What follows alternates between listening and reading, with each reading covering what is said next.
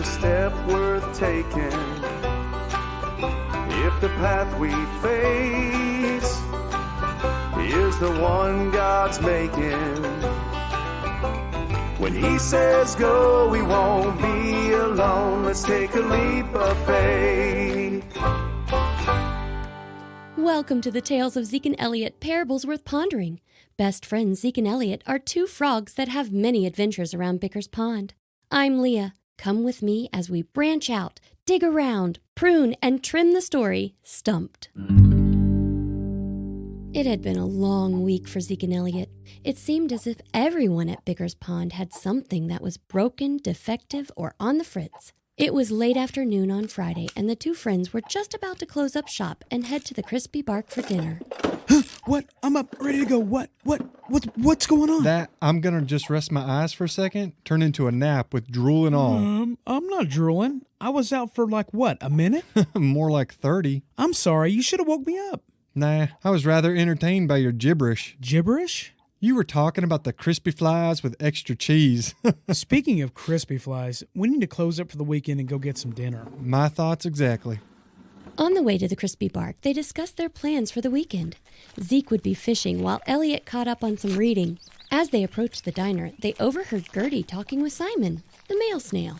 I was merely making a suggestion. Do you see a suggestion box anywhere? No, ma'am, I don't. That's right, you don't. So keep your suggestions to yourself.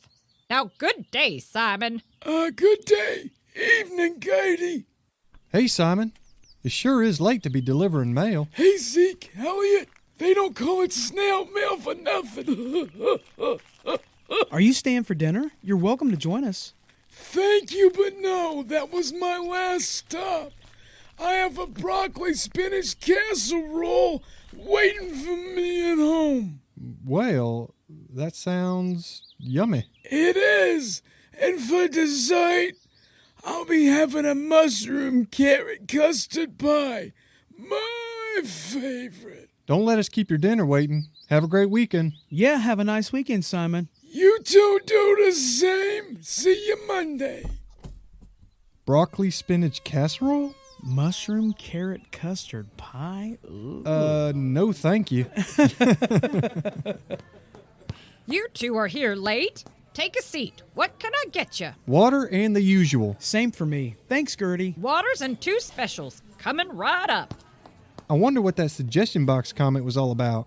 Maybe he was trying to get Gertie to add a new menu item. Like? Mushroom casserole or broccoli carrot pie or something like that. Here's your water. Oh my, I am so sorry. It's just water, no big deal. Oh, here, let me help you clean that up. It's been a week, boys. A long, exhausting week. Again, I'm sorry. I'll get you a refill. Gertie doesn't seem like herself. You're right. I hope everything's okay. Here you go. And look at that. I didn't spill it this time.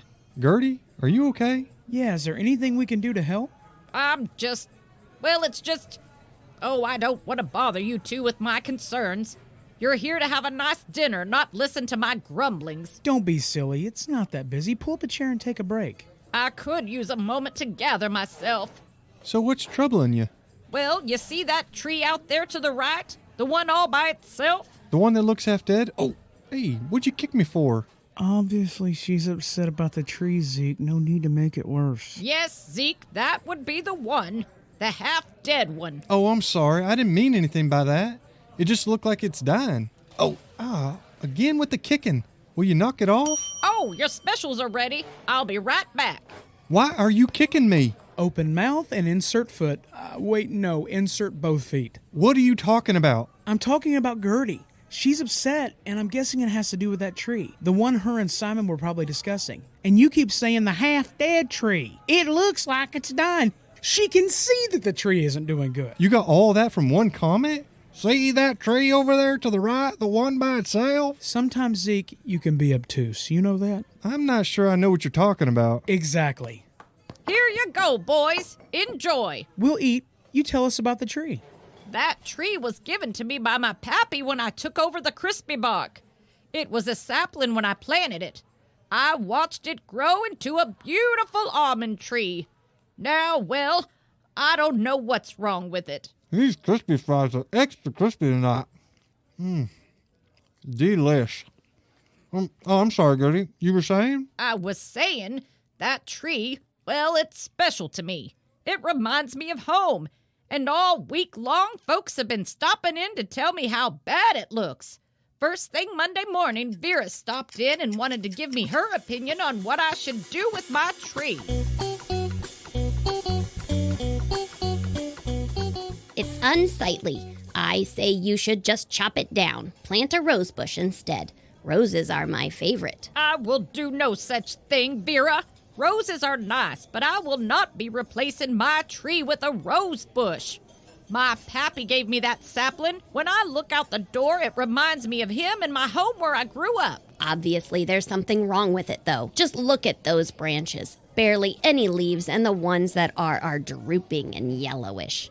Signs of a dying tree for sure. It's Monday morning, Vera. I am well aware of the day and time, Gertie. It's Monday morning, which means I'm busy.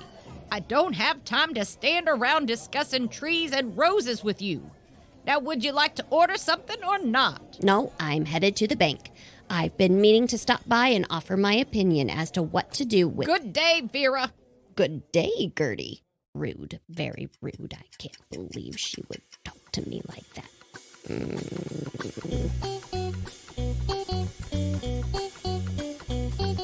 I turned and walked away. Usually Mrs. Badger is the one who's walking away. Have you been upset all week about what she had to say? Oh, no, not just her. But then there was Gretchen Drake. She stopped on Wednesday. Condos. Oh, wait, no. I'm bad at breakfast. So you're saying I should chop the top off and dig out holes in the stump and open a bed and breakfast? Precisely. You already have the restaurant to make the breakfast, so... Oh, wait. Visitors could just walk over here for breakfast. How about a hotel? Yes, a hotel. My family would come to visit more often if Bicker's Pond had a hotel. And with the stump, you could get 4 or 5 rooms in it easily. Would also give you extra business here at the Crispy Bark. First, I'm not about to chop the top off and dig out holes to open a bed and breakfast or hotel, motel. Hotel. I'm not doing that. Second, I have plenty of business here already. I have a steady stream of customers wanting a hot meal every day of the week. I was merely pointing out that the tree looks awful with its lanky branches, and its bark looks like it's falling off in spots. Not to mention the leaves. Gretchen, I'm sure you mean well, but I need to get back to my customers. Is there anything else I can do for you? Yes. Do you have any angel food cake left? 1 piece. Are you staying or should I pack it to go? To go. I thought I'd head to the pond and do some painting. Enjoy the peace and quiet. I'd like to enjoy some peace and quiet. What was that? 1 piece of cake coming up. I'm starting to see why you're upset. Yeah, Mrs. Badger, then Mrs. Drake. Sounds to me like she was just trying to be helpful. I know she was, and it was a good idea for a tree that's actually dead, but my tree isn't dead.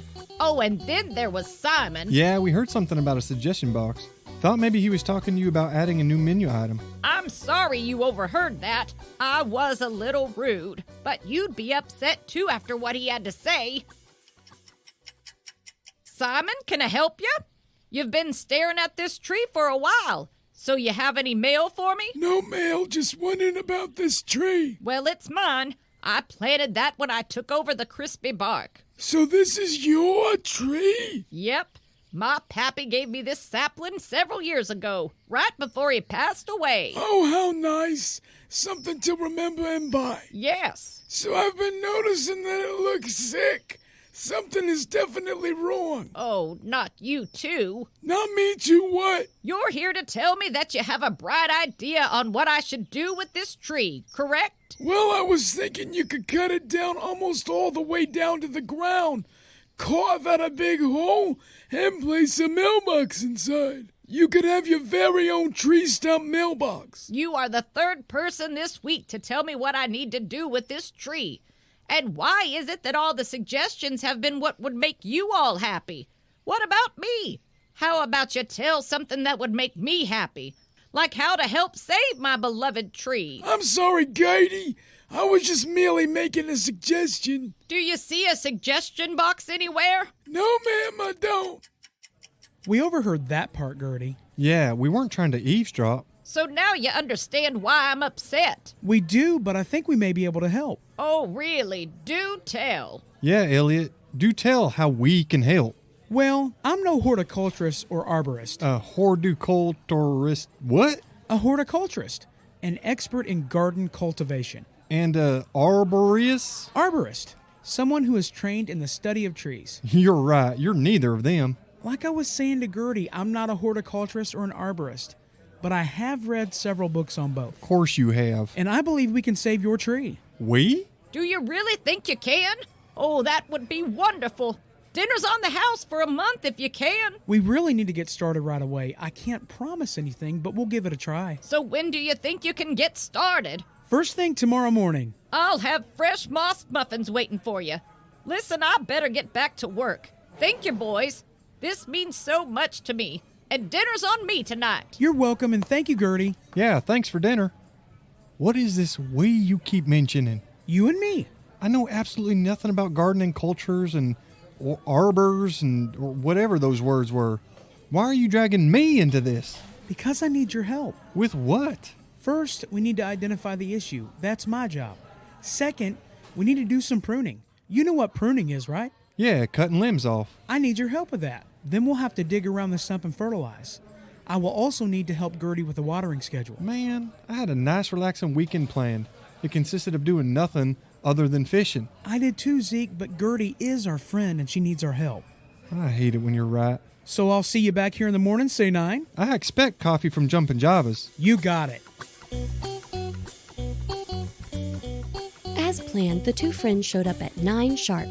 They spent the day pruning, digging around the stump, adding fertilizer and mulch, and finally watering. Gertie fed them breakfast, lunch, and dinner.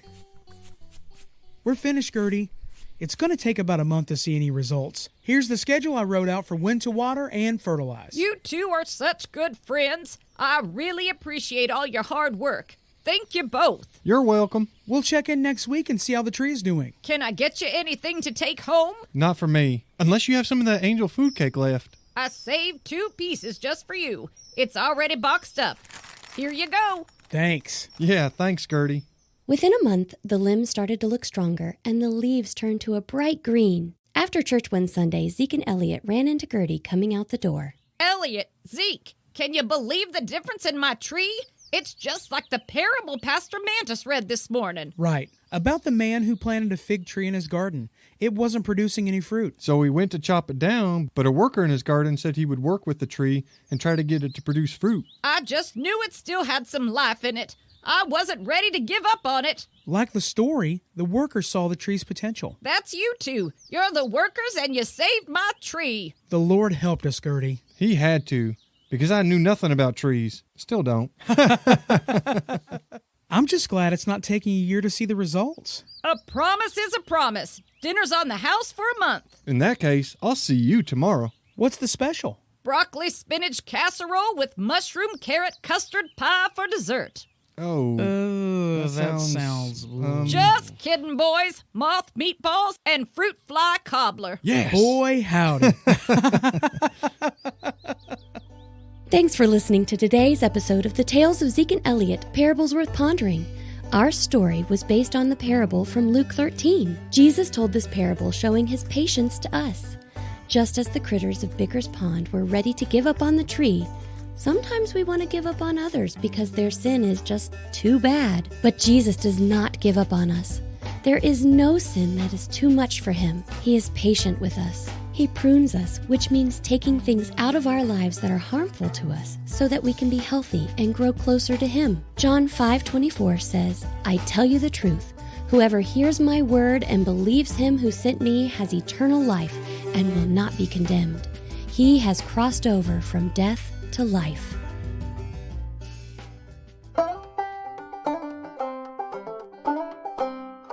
Welcome to Insightful Information with Kelly and Kandy. I'm Kelly. I'm Kandy.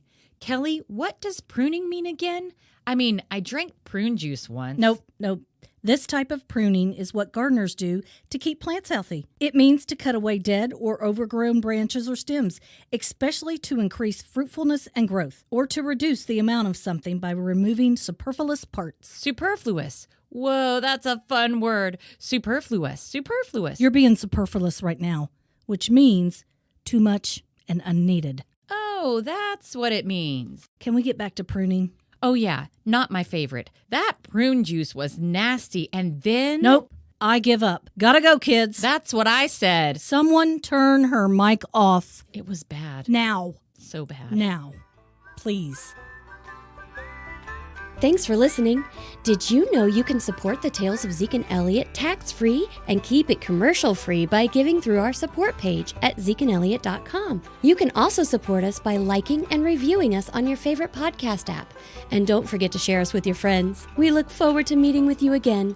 Until then, when God leads, don't be afraid to take your next leap of faith.